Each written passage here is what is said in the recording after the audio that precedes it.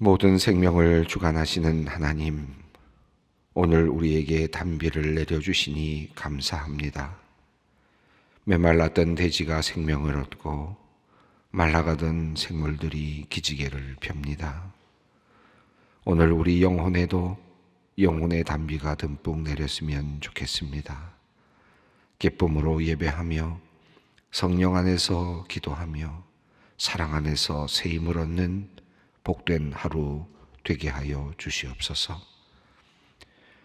우리에게 끊임없는 사랑을 베풀어 주시는 하나님, 친히 창조하신 이 피조 세계를 우리에게 맡겨주신 그 은혜와 그럼에도 주님을 배반한 우리를 위해 예수님께서 십자가에서 보여주셨던 그 크신 사랑하심과 우리를 위해 사망을 이기시고 부활의 소망을 안겨주신 그 크신 성령님의 은혜에 감사를 드립니다. 하지만 주님, 우리는 연약하여 이 땅을 주님 대신 잘 가꾸며 서로를 하나님의 형상으로 사랑으로 섬기라는 사명을 감당하지 못하였고 그로 인한 재앙을 맞곤 하였습니다. 특별히 이번 코로나 감염병의 창궐은 우리에게 회개하며 주님께 돌이켜야 함을, 이제 맡겨주신 사명을 바라봐야 함을 알려주셨지만 우리는 여전히 회개에 합당한 열매를 맺지 못하고 있음을 고백합니다. 그럼에도 불구하고 우리를 불쌍히 여기시며 코로나를 견디게 하여 주시는 하나님, 자격 없는 저희들에게 베풀어 주시는 그 무한하신 은혜를 감사드립니다. 긍휼이 많으신 하나님, 러시아 우크라이나 전쟁이 시작된 지도 벌써 2달이 넘었습니다. 러시아의 폭격과 전쟁 범죄로 우크라이나의 무고한 민간인들이 희생되었습니다. 그리고 이에 분노한 우크라이나 군인들은 러시아군 포로를 처형하였다는 소식도 들립니다. 복수가 복수를 낳는 보복의 악순환이 일어나고 있습니다. 온 땅을 다스리시는 주님, 사악한 자에게 주님의 거스르심을 나타내 주시옵소서. 무고한 피해자들을 불쌍히 여겨주시고 하루빨리 전쟁을 멈추어 주시옵소서.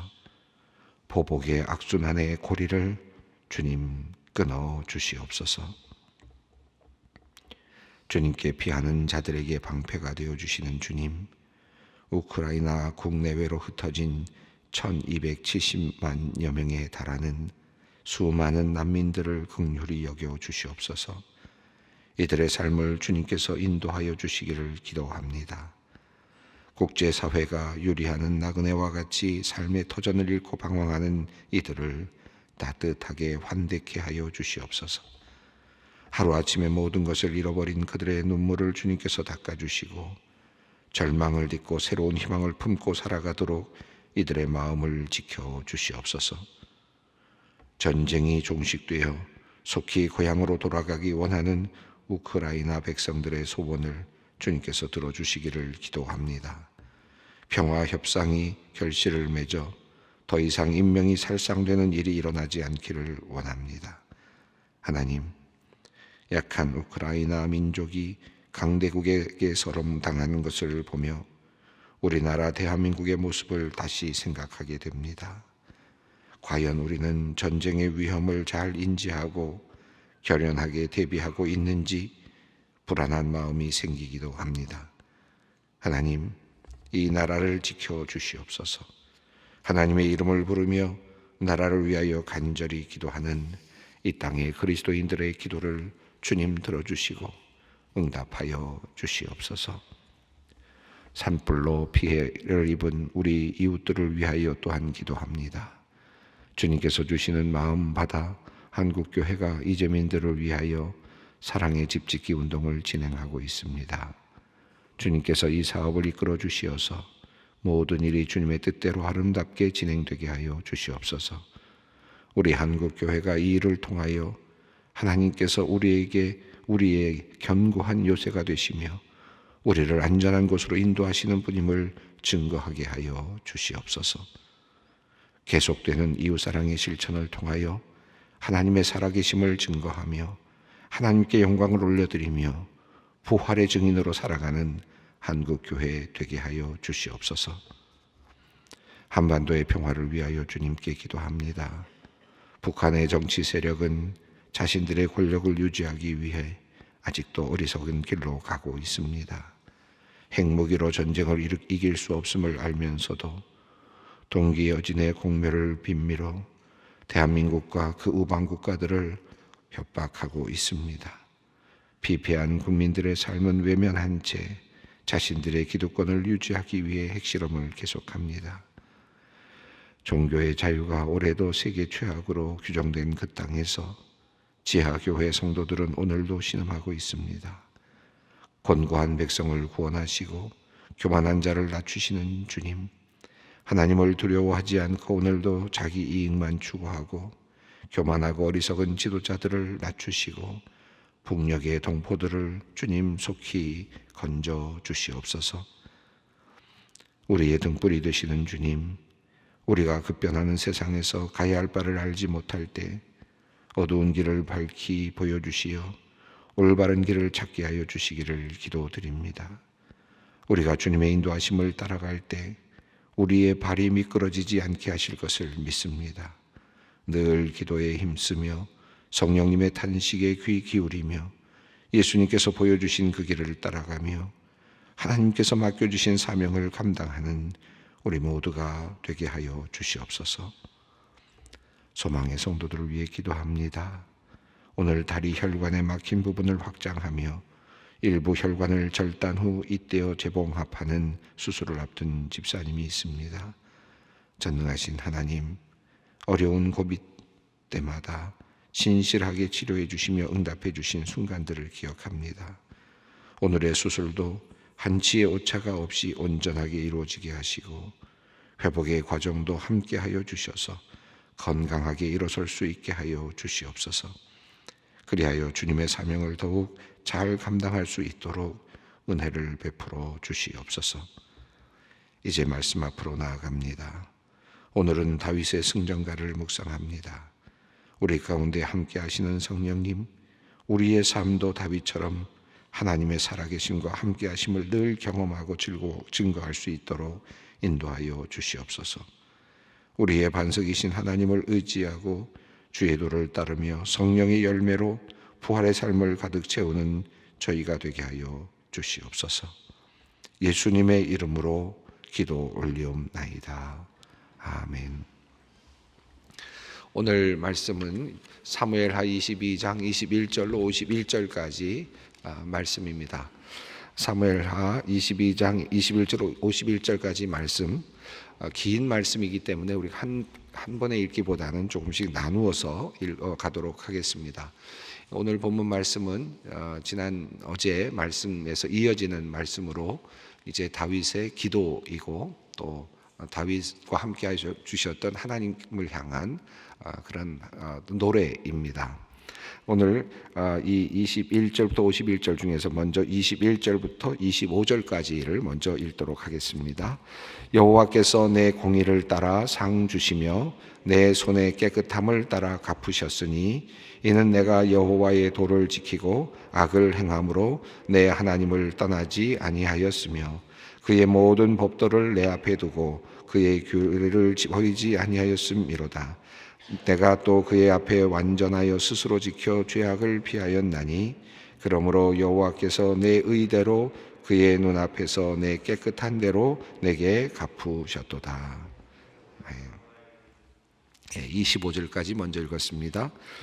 오늘 지금 읽은 21절부터 25절까지 말씀을 읽으면서 여러분은 어떤 생각이 드시는지 모르겠습니다. 다윗이 과연 이렇게 말할 만큼 그렇게 잘 살았나 하는 그런 생각도 사실은 드시죠.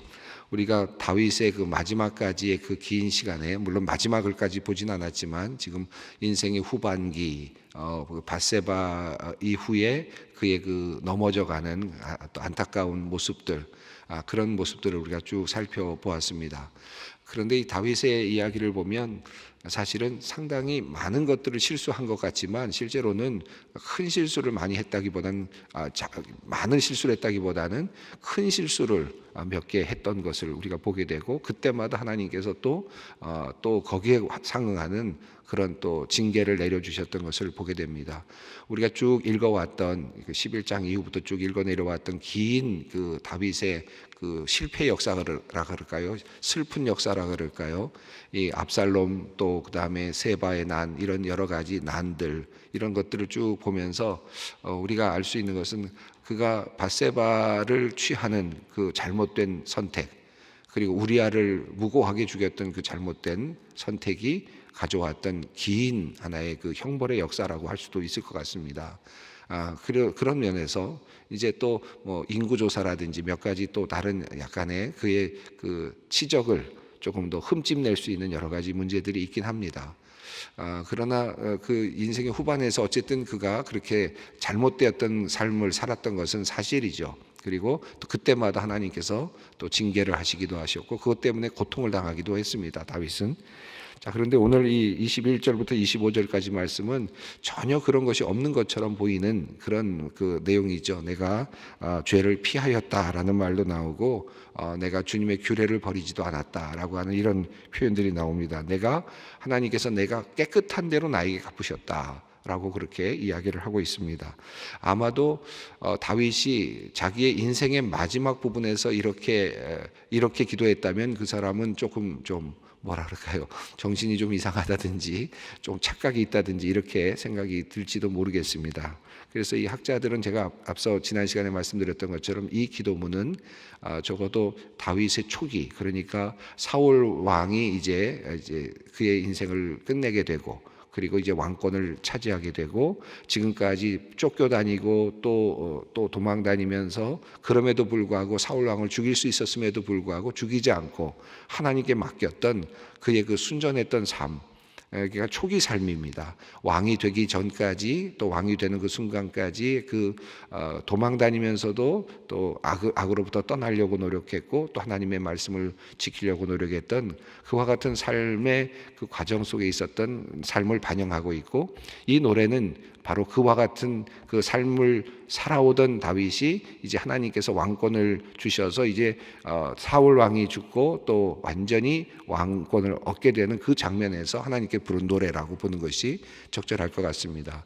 그렇게 본다면 우리가 이미 살펴본 것처럼 다윗의 그 앞선 그 인생은 굉장히 하나님의 말씀에 의지하고 하나님을 의지하는 삶이었다.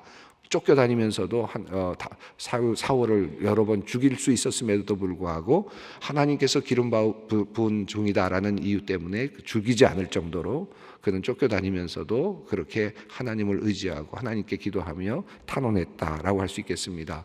그런 의미에서 그 시편에 나오는 많은 그 다윗의 그 시들도 역시 그런 관점에서 볼 수 있을 것 같아요. 다윗의 그 초기, 그러니까 쫓겨다니면서 계속해서 억울한 일을 당하면서 또 위협을 당하면서 하나님께서 자기 자신을 선택해 주셨다는 것은 분명히 인지하고 있지만 아직도 완성되지 않았던 그런 힘들었던 시간 속에서 탄원했던 기도들이 다윗의 기도 중에 상당히 많이 있죠. 오늘 이 노래도 마찬가지입니다. 만약에 밧세바 이후에 많은 그 죄악된 그의 삶을 같이 포함해서 본다면 이 말은 좀 거짓말 같은데 라고 느껴질 수 있지만, 지금 이 단계에서는 다윗은 지금 깨끗함으로 하나님 앞에 나아가고 있는 그런 모습이었다고 볼 수 있겠습니다. 그런 면에서 본다면 참 아쉽죠. 다윗이 끝까지 그렇게 살아냈더라면 얼마나 좋았을까 하는 생각이 들지만, 다윗은 왕권을 얻은 다음에는 정치라고 하는 것을 알게 되고, 그리고 또 그 왕권을 누리는 법을 알게 되고, 또 심지어는 아들에게도 왕권을 내어주지 않을 만큼의 욕망도 가지게 되었고, 빼앗기지 않으려고 하는 그것 때문에 자식과 싸울 수밖에 없는 그런 상태까지도 가기도 했고, 또 심지어는 한 여인을 보고 자기의 후궁이 그렇게 많이 있음에도 불구하고 남편이 있는 그런 여인을 자기의 것으로 만들기 위해서 그를 또 욕심을 내기도 하고, 심지어는 그를 위해서 그 남편을 죽이기도 하는 이와 같은 또 정말 하나님의 법으로부터 많이 떠난 그와 같은 삶을 우리가 또 후반기에 보게 됩니다. 인생이 그만큼 참 정직하게 하나님 앞에서 살아내기가 쉽지 않구나 하는 것도 우리가 또 배우게 됩니다. 우리가 이 다윗의 앞선 그 삶의 여정을 보면서 우리가 다윗처럼 살았으면 좋겠다라는 이런 마음을 우리가 꼭 가졌으면 좋겠고, 또 우리가 또 다윗과 같은 상황이 되더라도 뒤에 이렇게 조금 더 뭐랄까 왕권을 얻고 넉넉하고 모든 것을 누릴 수 있는 상황이 되더라도 초심을 잃지 않는 삶이 됐으면 좋겠다. 다윗이 넘어갔던 그와 같은 잘못 갔던 그 길을 내가 가지 않기를 원한다라는 마음으로 오늘 이 본문을 읽으면 조금 더 의미가 있을 것 같습니다. 그는 이렇게 말합니다. 23절을 한번 읽어보겠습니다.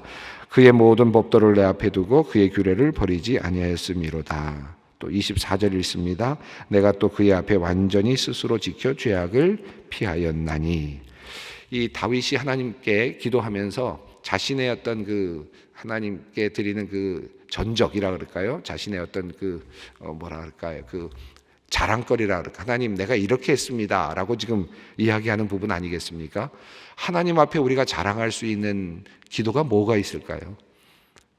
여기에 만약에 하나님 내가 골리앗을 무찌렀사오니 라고 한 말이 들어왔으면 어떻겠습니까? 하나님 보시기에 우습다 라는 생각이 들지 않겠습니까? 하나님 제가 골리앗 같은 사람도 물리쳤습니다 라고 여기 써 있다면, 하나님 내가 블레셋 사람들을 다 무찔렀사오니 라고 이렇게 써 있다면 얼마나 정말 우습겠습니까? 다윗이 기도하는 내용에 사실은 다윗의 어떤 그 지적 중에 인간적으로 보면 골리앗을 무찌른 지적이 가장 크죠. 이스라엘 민족에게는 골리앗을 무찌른 것처럼 큰 일이 없습니다. 또 블레셋 군대들을 물리친 것 그처럼 큰 일이 없죠. 엄청난 그런 사건이죠. 자랑할 만한 사건이죠. 그러나 그런 사건은, 그런 일들은 하나님 앞에서는 하나도 내세울 것이 없는, 하나님 앞에서 내세우기 어려운 그런 일들입니다. 하나님 내가 큰 사업을 했습니다. 내가 큰 일을 했습니다. 이 모든 것들은 하나님 앞에서 우리가 내세울 수 있는 게 아니죠. 왜냐하면 그것은 모두 하나님께서 주신 선물이기 때문이죠. 그래서 다윗은 지금 왕권을 엄청나게 누리고 또 블레셋 군대도 무찌르고, 또 이 당시로서는 지금 하나님께 하나님 그 뭐 여러 가지 골리앗도 무찌르고 했던 그 전적도 있고 수많은 자랑거리들이 있지만, 하나님 앞에서 기도할 때는 그것을 내놓지 못합니다. 하나님께 내놓을 때, 하나님 앞에 기도할 때 우리가 할 수 있는, 내놓을 수 있는 하나의 그 조건이 있다면 지금 있는 이 말씀들 뿐이죠. 23절 아까 조금 전에 읽었던 말씀, 하나님 내가 모든 법도를 내 앞에 두고 주님의 규례를 버리지 않았습니다. 하나님 앞에 할 수 있는 말은 이것밖에 없습니다. 하나님 내가 하나님의 율법을 지켜 행하려고 노력했습니다. 하나님의 뜻을 알았고 하나님의 뜻을 우리에게 알려주신 대로 내가 그 뜻을 따라 살려고 노력했습니다. 이것이 우리가 하나님께 드릴 수 있는 그런 조건이고, 자랑할 수 있는, 그나마도 하나님 앞에 내놓을 수 있는 하나의 우리들의 삶의 조건이다라고 하는 사실. 또 하나 24절을 보면 내가 그 앞에서 완전하여 스스로 지켜 죄악을 피하였나이다. 이것은 무슨 말입니까? 내가 얼마든지 죄악에 들어갈 수 있는 그런 상황이 있었을 때마다 하나님 제가 스스로 양심에 꺼리낌이 없도록 살았습니다. 스스로 죄악을 피하였다. 이것은 하나님의 법도를 넘어서서 내 안에 있는 양심, 내 안에 있는 어떤 그런 부분까지도 내가 늘 주의하며 살았다라고 하는 그런 의미이겠습니다. 그러니까 하나님의 말씀을 지키고 내 안에 있는 양심의 그 소리를 들어가면서 내가 눈앞에서 깨끗한 대로 깨끗하게 살아가려고 노력했습니다라고 하는 기도를 드리고 있습니다. 그래서 25절에서 그러므로 여호와께서 내 의대로 내 그의 눈앞에서 내 깨끗한 대로 내게 갚으셨습니다. 깨끗함이란 하나님 앞에서 하나님의 말씀을 따라 사는 것이 깨끗함이고, 또 내 안에 있는 양심의 거리낌 없이 살아갈 수 있도록 노력하는 그런 삶을 하나님께서 보시고 나를 깨끗한 대로 갚아주셨습니다. 이제 막 왕권을 획득한 이 벅찬 감격 속에 있는 다윗 왕, 지금까지 하나님의 말씀을 따라가려고 노력했던 그 왕의 그 고백이라고 보시면 좋겠습니다. 자, 그리고 26절부터 28절 함께 읽겠습니다. 자비한 자에게는 주의 자비하심을 나타내시며 완전한 자에게는 주의 완전하심을 보이시며 깨끗한 자에게는 주의 깨끗하심을 보이시며 사악한 자에게는 주의 거스르심을 보이시리이다. 주께서 곤고한 백성은 구원하시고 교만한 자를 살피사 낮추시리라. 이 말씀은 미래형으로 이렇게 표현이 되어 있습니다. 장차 베풀어 주실 하나님의 호의에 대해서 이야기를 하는데요. 자비한 자에게는 하나님께서 자비를 보여주실 것이고 완전한 자에게는 완전함을 보여주실 것이고 깨끗한 자에게는 깨끗함을 보여주시고 그리고 사악한 자에게는 주님의 거스르심을 보여주실 것이다. 하나님의 역전이죠. 하나님께서 거스르시는 사악한 자들에게는 하나님께서 거꾸로 가시는 그와 같은 인생을 계속해서 거꾸로 가게 만드시는 하나님의 거스르심을 보게 될 것이다 라고 말합니다.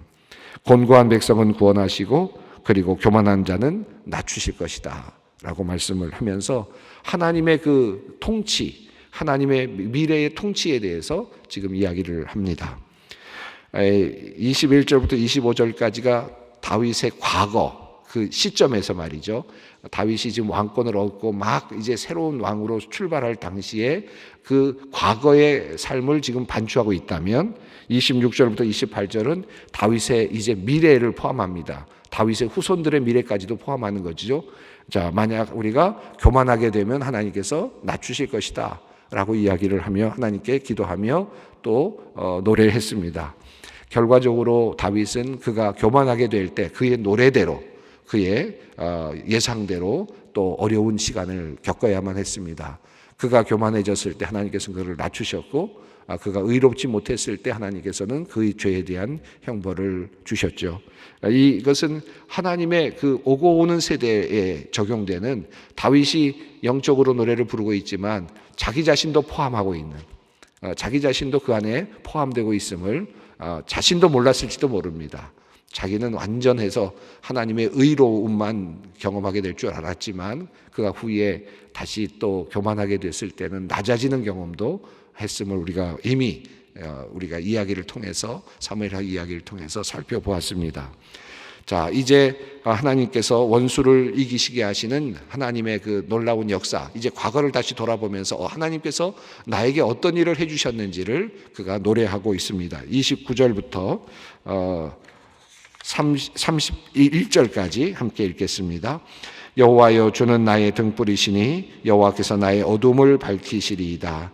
내가 주를 의뢰하고 적진으로 달리며 내 하나님을 의지하고 성벽을 뛰어넘나이다.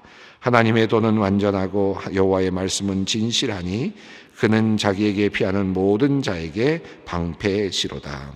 네, 하나님을 의지해서 성벽을 뛰어넘고 또 하나님께서 나의 방패가 되어 주신다라는 것이 전쟁에서 지금 뛰어다니고 있는 모습이 나타나죠. 우리들의 전쟁의 자리에서 뛰어다닙니다. 그런데 그러면서 그가 그 안에 담고 있는 말씀은 뭡니까? 하나님의 도는 완전하고 여호와의 말씀은 진실합니다. 하나님의 말씀을 붙잡고 그가 전쟁을 하고 있다는 말씀입니다. 과거의 전쟁을 말하죠. 다윗이 지금까지 전쟁해 왔던 그 전쟁들, 블레셋과의 전쟁, 그리고 골리앗과의 전쟁, 이 모든 것들은 그냥 나의 전쟁이 아니라 나의 무기를 가지고 있었던 전쟁이 아니라 하나님의 말씀을 붙잡은 전쟁이었다. 하나님의 말씀을 붙잡고 있었던 전쟁이었다. 골리앗의 경우를 우리가 생각해보면 쉽게 이해할 수 있죠. 물맷돌 5개만 들고서 하나님의 영광을 위해서 나갔던, 하나님의 말씀을 의지하고 나갔던, 하나님의 말씀이 체득화되어 있었던 어린 다윗이 그 무기도 갖지 않고 뛰어나갔던 그 모습 속에서 또 하나님께서 나를 지키실 것이다 라고 하는 그런 믿음 속에서 뛰어나갔던 그 다윗의, 어린 다윗의 모습을 우리가 상상할 수 있습니다. 그러니까 그의 모든 전투는, 그 지금까지의 전투는 하나님의 말씀을 의지하는, 하나님을 의지하는 전투였다라고 하는 사실을 그가 노래하고 있습니다. 32절과 33절 읽습니다. 여호와 외에 누가 하나님이며 우리 하나님 외에 누가 반석이냐? 하나님은 나의 견고한 요새시며 나를 안전한 곳으로 인도하시며. 하나님은 나의 요새이시다. 나를 안전한 곳으로 이끌어 주신다. 하나님은 나의 요새이시다. 하나님은 나의 안전한 하나의 곳이다. 안전함을 주시는 하나님에 대한 부분입니다. 34절로부터 37절은 미끄러지지 않게 하시는 하나님에 대한 노래입니다. 함께 읽습니다. 나의 발로 암사슴 발 같게 하시며 나를 나의 높은 곳에 세우시며 내 손을 가르쳐 싸우게 하시니 내 팔이 놋활을 당기도다. 주께서 또 주의 구원의 방패를 내게 주시며 주의 온유함이 나를 크게 하셨나이다. 내 걸음을 넓게 하셨고 내 발이 미끄러지지 아니하게 하셨나이다. 여러분이 근동에 있는 그 사슴들 또 그 노루들 뭐 이런 이런 것들 한번 보셨습니까? 이 비탈길을 올라가는 그 모습들을 보셨는지 모르겠는데 거의 절벽 같은 곳을 이 비탈길을 그냥 올라갑니다. 그래서 거기를 튀어다니면서 올라가거든요. 도저히 인간 같으면 그냥 흘러내려올 수밖에 없는 중력에 따라서. 그런데 그 작은 발로 그걸 딛고 올라가서 계속 그 위로 전진해 올라갑니다. 따라 올라갈 수가 없죠. 다른 동물들도 웬만해서 못 올라갑니다. 그래서 자기를 지키거든요. 아마 그 영상들 통해서 아마 보신 분들이 꽤 계실 텐데 바로 이 노래를 하고 있습니다. 그건 너무 많이 보여졌던 것이 바로 고대 근동이었기 때문에 그것을 보았던 다윗은 하나님께 노래합니다.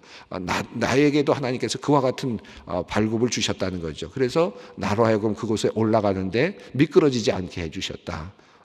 보통 사람들은 올라갈 수 없는 그것들을 하나님께서 올라갈 수 있는 그런 암사슴의 발톱과 발같이 해주셔서 우리로 하여금 올라갈 수 있게 해주셨다라고 하는 노래를 부르고 있습니다. 38절로부터 42절 말씀, 전쟁에서 승리하게 하시는 하나님에 대한 노래 함께 읽습니다. 내가 내 원수를 뒤쫓아 멸하여 싸우며 그들을 무찌르기 전에는 돌이키지 아니하였나이다. 내가 그들을 무찔러 전멸시켰더니 그들이 내 발 아래 엎드려지고 능히 일어나지 못하였나이다. 이는 주께서 내게 전쟁하게 하려고 능력으로 내게 띠띠우사 일어나 나를 치는 자를 내게 굴복하게 하셨사오며 주께서 또 내 원수들이 등을 내게로 향하게 하시고 내게 나를 미워하는 자를 끊어버리게 하였음이니이다. 그들이 도움을 구해도 구원자가 없었고 여호와께 부르짖어도 대답하지 아니하셨나이다. 43절 읽습니다. 내가 그들을 땅에 티끌같이 부서뜨리고 거리에 진흙같이 밟아 해쳤나이다.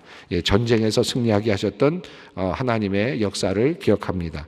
44절부터 49절까지는 이방인들에게 이제 높여주시는 하나님의 모습을 표현합니다. 함께 49절까지 읽습니다. 주께서 또 나를 내 백성의 다툼에서 건지시고 나를 보존하사 모든 민족의 으뜸으로 삼으셨으니 내가 알지 못하는 백성이 나를 섬기리이다. 이방인들이 내게 굴복하며 그들이 내 소문을 귀로 듣고 곧 내게 순복하리로다. 이방인들이 쇠약하여 그들의 견고한 곳에서 떨며 나오리로다. 여호와의 사심을 두고 나의 반석을 찬송하며 내 구원의 반석이신 하나님을 높일지로다. 이 하나님이 나를 위하여 보복하시고 민족들이 내게 벽종하게 하시며 나를 원수들에게 이끌어내시며 나를 대적하는 자 위에 나를 높이시고 나를 강포한 자에게서 건지시는도다. 여기서 이방인들에게 높이시는 다윗을 높여주시는 하나님에 대한 노래입니다. 자, 그래서 50절, 51절은 이제 마지막으로 이렇게 마무리하며 기도를 합니다. 함께 읽습니다. 이러므로 여호와여 내가 모든 민족 중에서 주께 감사하며 주의 이름을 찬양하리이다. 여호와께서 그의 왕에게 큰 구원을 주시며 기름 부음 받은 자에게 인자를 베푸시며 영원하도록 다윗과 그 후손에게로다 하였더라. 마지막 51절에는 다윗과 그의 후손들에게 이것이 연결되고 있음을 보게 됩니다. 바로 예수 그리스도까지도 연결되고 있는 그런 노래로 볼 수 있겠습니다. 미끄러지지 않게 하시는 하나님, 그리고 나의 피난처가 되시는 하나님을 노래로 불렀던, 그리고 전쟁에서 승리하게 하시는 하나님을 향한 노래, 또 우리가 글로벌이라고 할 수 있겠죠. 모든 민족에게까지 높임을 받는 자로 세워주시는 하나님의 그 은혜, 다윗이 지금 하나님께 부르고 있는 노래는 이와 같은 노래입니다. 여러분, 이 노래가 여러분의 노래가 되기를 바랍니다. 그러기 위해서 다윗이 앞서 말했던 것처럼 나는 주님 앞에서 깨끗하기를 기도했고 그리고 주님의 말씀을 따랐습니다 라고 하는 이 기도가 가장 먼저 앞서야 할 것입니다. 이 다윗의 기도가 여러분의 인생에 있어서 꼭 불려지는 그런 뜻깊은 기도가 되시기를 바랍니다. 기도의 자리로 나가겠습니다. 하늘에 계신 우리 아버지, 아버지의 이름을 거룩하게 하시며 아버지의 나라가 오게 하시며 아버지의 뜻이 하늘에서와 같이 땅에서도 이루어지게 하소서. 오늘 우리에게 일용할 양식을 주시고 우리가 우리에게 잘못한 사람을 용서하여 준 것 같이 우리 죄를 용서하여 주시고 우리를 시험에 빠지지 않게 하시고 악에서 구하소서. 나라와 권능과 영광이 영원히 아버지의 것입니다. 아멘.